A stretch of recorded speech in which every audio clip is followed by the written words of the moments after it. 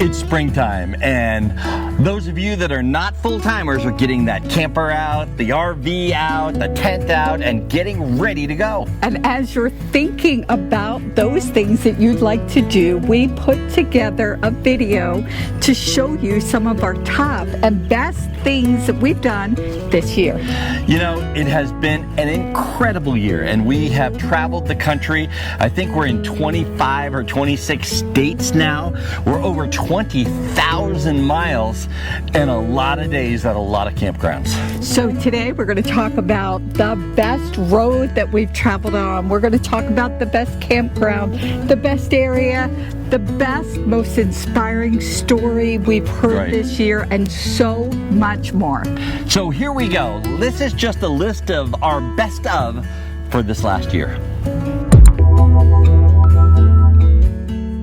The Albuqurque Balloon Festival, what an event. That was truly an amazing, being up in the air, just amazing. You just can't even describe it. And look at this. This is the Airstream National Convention. Look how many Airstreams are there. There were more Airstreams in one place than I've ever seen before. Now look at the field. You can't even see all the balloons. That field was covered with balloons. And one of my favorite days, the Shapes Day. So all different types of balloon shapes. You know, while this was going on, I was actually out flying, and you were, up on top of the hill taking a picture of all these shapes. Now, the other thing is, this is one of the biggest RV events of the year. It's just incredible. You have to attend this. This year is the 50th anniversary for the Albuquerque Balloon Fiesta. It's a must-see. It really is a must-see. Verde Campground. We just love this place, huh? It is probably one of my favorite campgrounds. I love this campground in particular. I love the area. Wow, it's just the views, everything about it is just amazing. Yeah, we really do enjoy our time there. Oh, the e-bikes. Well, we got around Valley Verde because of our e-bikes. This was probably the best purchase this year. We can see and do so many things. Yeah, now here's a shot of the field before the event happened. So there's nothing there yet. There's none of the people there. And we just had the whole field to ourselves, and we took off on the bikes. And this is the Balloon Fiesta field, yes, is what you're talking about. Yes, we were on the bikes and just got around, and ours are really fast, so we make a lot of time on them. I think for RVers, this probably is the best thing to get because it changed everything we do. It changed how we operate every day. Absolutely. I mean, we're able to walk. We could probably walk 2 or 3 miles now, maybe 4 or 5. But being able to get around on the bike and there's somebody stopping and asking about them. We're in Las Vegas and just touring up and down near the Strip. We were able to go. Yeah, so, I just love our bikes. We use them all the time. Here we are at Valley Verde on the bikes, and, we went up and down those hills and saw things that, I just don't know that other people can see. Absolutely. And so many people are getting e-bikes now. It is becoming one of those things that if you're an RVer, if you're out and you want to get out and explore, certainly an e-bike is the must-have of 2022. Oh, 2021, 22, 23. It really has changed everything and how we do it and what we do. Here we are in Northern California. This is a great big walnut grove, and you have the bike there as well. We just take these things everywhere and do everything with them. Now, Alcantara. This is right outside Sedona. And again, a favorite. So these are all our tops. This is a favorite place. And it is a vineyard, and we don't even really drink. No problem if you do, but we hung out here for 2 solid days. We really did. I didn't want to leave this place. It's just so gorgeous. And look, when you walk into this patio area, it's like heaven on earth. I mean, the vineyards are all around you, and you know, they do some cool things with cats where they take all these rescue cats and there's maybe 20 of them around. Oh, we just love this place. There's so much to do here. I went kayaking, there's horseback riding, you could go out on a Jeep, you could go, they have star watching. I mean, the list goes on of the things that you can do there.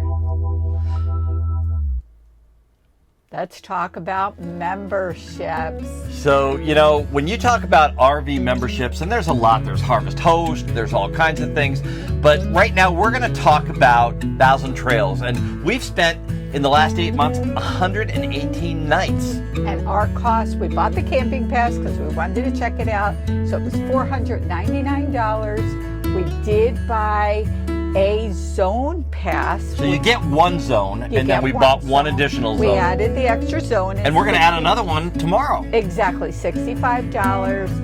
So our total cost, $564, 118 nights. The cost per night. I'll tell you what, wait until you see this number. It's coming up right now. Look at that, $4.77 a night. So I know there's a lot of ups and downs about 1,000 Trails. Some people love them, some people hate them. But the truth is, for us, it has really worked out because we use 1,000 Trails to go into an area and then go exploring wherever we want to go exploring. And so this definitely wins for our top or our best membership purchase without a doubt. 1,000 Trails wins for us. Right. Now, there are a lot of others, but this is the one that's best. Yes. Now, the birth of a longhorn cattle. Wow. Longhorn cow. Yes, you read that right. Look at this. This is the mom. This is the mom. She is right now in labor. Now, she wanted to come check me out. Yeah. Like, I was out there for hours and hours, and she wanted to come check me out before. And then right after that, her water broke, and here she is. And I know you can't really see it, but the cow, the little baby cow is coming out. Calf. It came out, and you know, she turns around right away and tends to it. And look at him getting up on his feet for the very, very first time. Isn't that cool? Yes, it was an amazing experience. While everybody might not see the birth of a cow or of a calf, you can go to this farm. This was just such a special experience. Brand new Harvest Host, as a matter of fact. So it's a Harvest Host now. Yes. In Aqua, Tennessee. Yes, there's actually the sister. The baby sister there. Came over to. And here's mom coming and checking me out again right afterwards. So it's great. Now, RV tools. The best RV tool. Something we use all the time, Yes. RV Trip Wizard. I mean, RV Life Pro. RV Life Pro with RV Trip Wizard. This is RV Trip Wizard. This is a trip from Las Vegas up to the Seattle RV show, and you can see it took us all the way along the way. Here's a trip that we did from Vegas, and we went all the way to Pennsylvania. What a great thing it is. Now, Dan loves his state crossings, and every time we cross a state line, and there's been 25. Wait for it. Here it comes. That's right. Got to hit that air horn every single time. Okay, so in the 80s, the early 80s, I'm building a tree house for him. I'm in Connecticut living at their house. It's a summer job between college for me. And I'm building a tree house. And Paul had 5 daughters and his wife Joanne that all normally lived at that property. But that summer, they had all gone away to different things. Joanne was off doing acting and the girls were all off. So it was just Paul and I at this house for the summer. And every afternoon he'd come over and check on the progress of the tree house, and usually he'd have somebody with him. And I'm 18, I didn't know half of these names. Martin Scorsese or all these cool people. I don't know who they are. And Paul one day comes over and asks me if I knew what time it was. And I said, no, I don't have a watch. And he said, well, if you remember to wind this thing, it tells pretty good time. And he handed me his Rolex. And you know, at the time I was like, well, that's cool. This is like neat. It's a Rolex. I knew they were cool. I'm an 18-year-old. So I just wore the thing every day for the next 30 years. And it turned out that watch was given to him by his wife, Joanne Woodward. And she had inscribed on the back, drive carefully me, when he got into car racing. It was a gift for his car racing.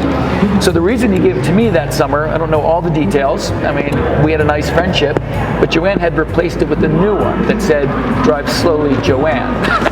So he had a new Rolex, decided decided to give me the old one, which I cherished for 30 years. So very long story longer. I'll just kind of accelerate this. I find out one day I'm at a trade show for one of my businesses, and this Japanese guy comes up to me. He doesn't speak very much English at all, and he sees the watch. He says, "Paul Newman watch, Paul Newman watch." And I'm like, how does this guy know? And so I quickly did some research after that encounter and realized, my goodness, that watch is iconic. So Paul Newman wore that watch when he started racing. I think an Italian magazine picked up a photo of him, and the whole vintage watch collecting movement started from pretty much because of that watch. So if you ask anybody who's into watches, they'll say, what's the most famous watch? Well, probably the Rolex Daytona, because Paul Newman wore it. So basically I found out I had the Mona Lisa watches. And then Paul died in 2008. And then some people asked, where's the Rolex? Nobody knew I had it. And it turns out it had its own Wikipedia page. Like, there were these little Rolex people getting together around the world, like, you know, talking about all the classic Rolexes, and everybody would always end it with, where's the Paul Newman? Who has it? And nobody knew I did, or one or two people did. And then people found out and started offering me, like one guy offered me $1 million for this watch. I'm like, I'm not selling that watch. It's so important to me. I don't care. And then the same guy the next year, $2 million. No, I'm not selling it. So finally I had to put it away in a safe deposit box because I thought this thing is too valuable. Right. So several years pass, and I'm still hanging out with Paul Newman's daughter. We stopped dating when I was about 28, but we're still very good friends. And you have a car. Yeah, I have her car still. Yeah, I'm driving her car around. But we've been trading cars for years now. So we decide, this thing is really valuable. What would Paul want me to do? If I went to Paul and said, Paul, that watch you gave me back in the 80s, extremely valuable. I can't even wear it anymore. He'd say, well, what are you going to do, kid? You're not going to keep it. Like, do something cool, is what he would say. Right. So we did. We decided several things needed to happen. One, we needed to show this to the watch world. And so we took it on tour. And we took it to Dubai and to Japan. We took this watch all around the world and met with these communities, and they came out of the woodwork to see the watch. Right. And some of these events, we brought a race car of Paul's, and we had some memorabilia. It was really fun. We got to tell the stories about how cool Paul was and say, look, the watch was cool because of Paul. Right. It's a great watch, but Paul made it amazing. Right. So showing that to the community, getting everybody excited, then we decided, okay, we're going to auction this thing off. And we did. In 2017, and we set a world record. We sold this watch for $17.8 million. That's an incredible story, but let's take you to our favorite area to visit, Sedona. If anybody asks us where they should go, Sedona for RVers it's just one on the must. And it's not just Sedona, it's the whole area around. Yes, the whole area. As a matter of fact, Verde is just 20 miles from the actual area of Sedona, and there's so much to do. Montezuma's Castle. Oh my God. And look, here's Cathedral Rock. That's Patty in the yellow shorts trying to make her way up Cathedral Rock. Yeah, it's a short hike, but straight. The sunsets. Oh, look at these sunsets. And we're going to show you a couple more. But right now, Patty is going to tell us about why the trees. This is what we were talking about. This Joshua tree, the bark is all twisted. And that is because of the vortex in this area. And I'm not going to get all scientific. We'll put a link in the description exactly what a vortex means. But basically, it's an energy field in the ground. And in Sedona, there are a number of these vortexes throughout Sedona. Another sunset. Look at that. How beautiful. I never get tired of sunsets. I really, we were just driving along the road outside of Sedona, and look at how beautiful that is. Now, this is a picture that I took. Might be one of the best pictures I've ever taken. It's available for sale on our website. Let's now look at one of the most inspiring moments. That is a shot of the Novelli family boat. Now, there's kind of a tragic story about that boat and the Novelli family. The father and mother were actually in that boat in 2020, and at the mouth of the bay here, they went down and unfortunately lost their lives. But their son is alive and well and keeping the family business running, and we've had the opportunity to spend some time with him today, and I have to tell you, this place, this attitude is just incredible. If you are anywhere along the Oregon coast, this is a bucket list item. It is a must stop. Novelli's Crab House, and everything is local, everything is fresh, everything is done just right, and it was even featured in October of last year on the DDD show. What an inspiring young man. A lesson that I know I took to heart. When you think things are rough, I mean, he's really pulled it together, and wow. You know, and to start, you know, just buying locally and using all the local people. Here is a young guy that is really doing everything right. Absolutely. You also saw one of our most exciting moments. You saw how we traveled on 101. Now I got to tell you, Pacific Coast Highway was the most amazing road. But for Dan, driving this 40-foot RV, he didn't get to enjoy it quite as much. I'll tell you what, it was a lot of up and down, a lot of curvy, and a lot of on cliffs almost. But beautiful scenery for me.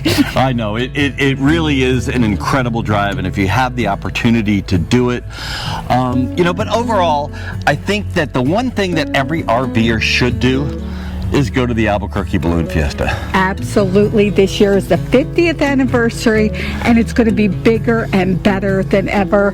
It's not to be missed. Now, one of the things that we didn't put in this video is one of our favorite things, mooch docking. And here we are back in Lansdale, Pennsylvania, and we are on our friend Cindy Drew's farm, and we just love it here. Yes, mooch docking. We could talk about that in another time, but it is great to be able to be somewhere and enjoy the view, and you know, just be able to stay here. And I mean, look at what we're looking at behind us. You know, acres and acres and acres of fields, and the deer come out every night. It's just beautiful here in southeast Pennsylvania at this time of year. Now, we're going to be traveling throughout the Northeast for quite a while, for almost the whole spring and summer. We're gonna kind of concentrate on the northeast part of the country. So we look forward to doing that. Yes, and we invite you, if you like the video, please give us a thumbs up, subscribe. There are way more videos to come, and we love to hear your comments. Let us know what your top or your best has been. We love sharing with each other.